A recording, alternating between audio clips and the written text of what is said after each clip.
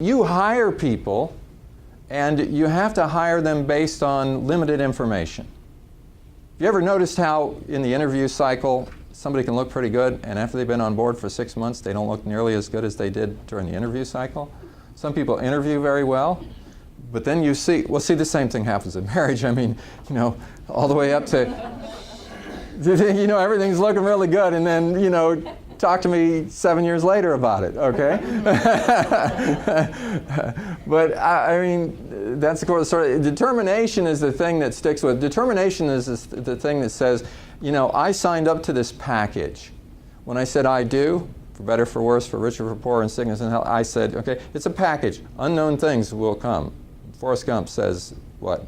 Life is like a box of chocolates, so marriage is like a box of chocolates. You hire this employee is like a box of chocolates. You never know what you're going to get. But when you hire them on, you've signed up for something. You've signed up to make them successful.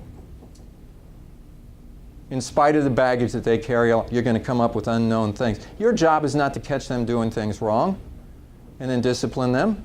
Your job is to ensure that they do things right. Your job is to motivate them, to mentor them, to make them successful in spite of the fact that you may have made a mistake when you hired the wrong person. Make the wrong person the right person. Now sometimes it doesn't work, and like yesterday, you got to can somebody. Okay, just realize at the point that you're firing them, you failed. That's okay. I can live with failure. Try to figure out how, if I were to go through the whole cycle again. I had this employee for 2 years, and I ended up firing the employee. I want to step back and look at the last 2 years. What could I have done differently? Is there any mistake that I made? Sure, the employee did a lot of wrong things along the way. Sure, it's 90% their fault. But what 10% could you take responsibility for? We have got to get to the point where we can take anybody and make them successful. When I say anybody, any qualified person that meets the criteria for coming on board. We can help them through their emotional difficulties. We can help them through their old habits. We can help them through these situations, coach them along the way, and make them successful. Your success rate is really the measure of whether you have any competency or not. And by success, I don't mean just retention.